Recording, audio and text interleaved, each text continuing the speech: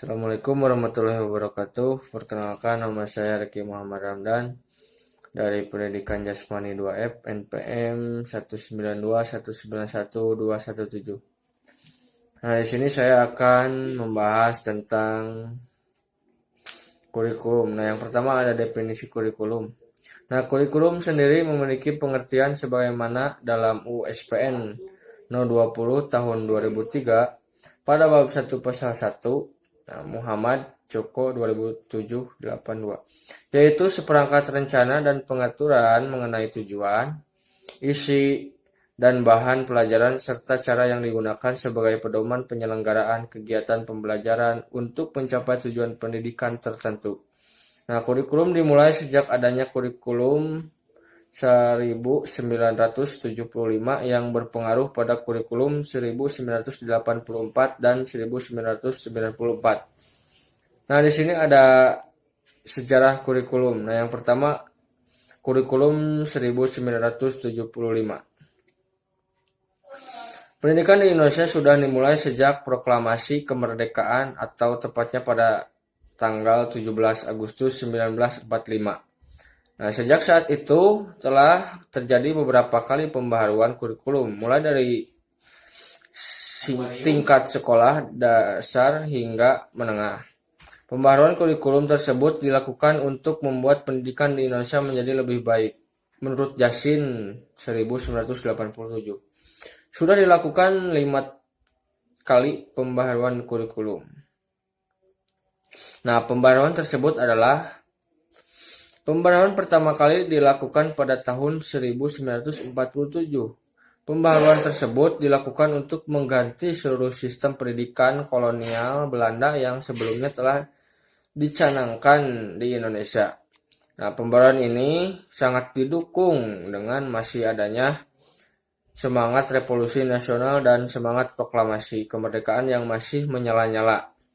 Pembaharuan yang pertama atau disebut dengan Rencana Pembelajaran 1947 ini menekankan pada pembentukan karakter manusia. Nah, yang selanjutnya kurikulum 1984. Kurikulum ini menggantikan kurikulum 1975 yang didasarkan pada Surat Keputusan Menteri Pendidikan dan Kebudayaan nomor 0461 U1983 tentang perbaikan kurikulum pendidikan dasar dan menengah. Nah, kurikulum ini sudah disesuaikan dengan kebutuhan kerja industri pada masa itu. Nah, yang selanjutnya ada kurikulum 1994. Kurikulum 1994 berisi tentang kewenangan pengembangan yang seluruhnya berada di tangan pusat dan daerah sehingga sekolah tidak begitu terlibat. Nah, kemudian tidak terjadi penataan materi, jam pelajaran, serta struktur program. Siswa hanya dianggap sebagai siswa yang harus menerima semua materi dan tanpa mempraktekannya. Nah, pembelajaran hanya dilakukan di dalam kelas dan keterampilan hanya dikembangkan melalui latihan soal. Nah, yang selanjutnya kurikulum 2004 KBK. KBK tidak ditetapkan dalam UU atau peraturan pemerintahan. Alasannya, dirubahnya kurikulum 1994 menjadi KBK karena mutu pendidikan di Indonesia yang kurang baik dan banyak siswa yang tidak mendapatkan ilmu pengetahuan yang mereka dapatkan.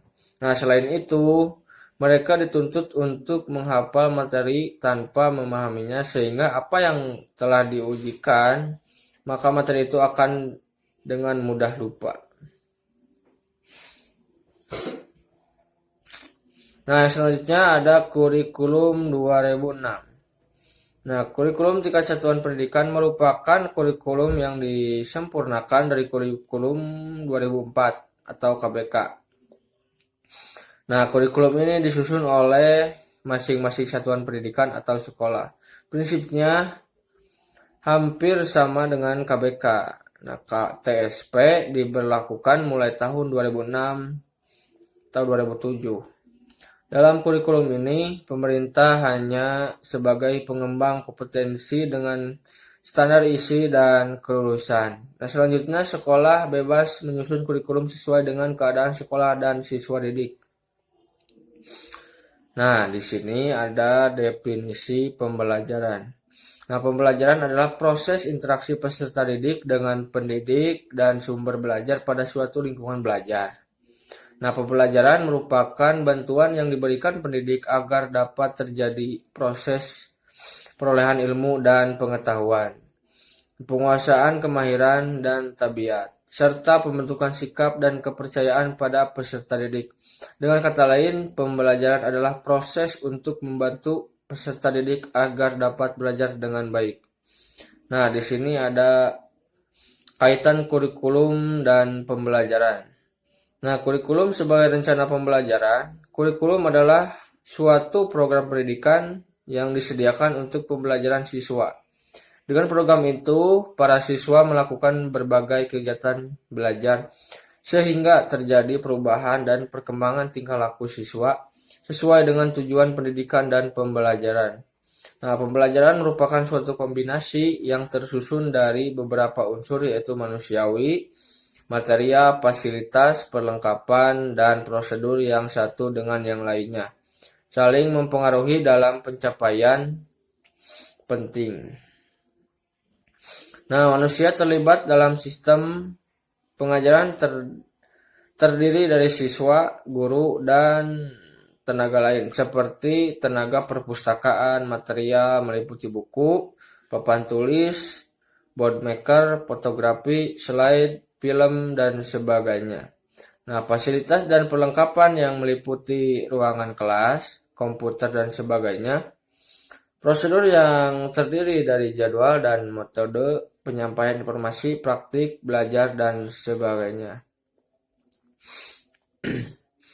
Nah, saya bisa simpulkan bahwa kurikulum adalah serangkaian pengalaman belajar yang disusun oleh lembaga pendidikan agar tercapainya tujuan pembelajaran.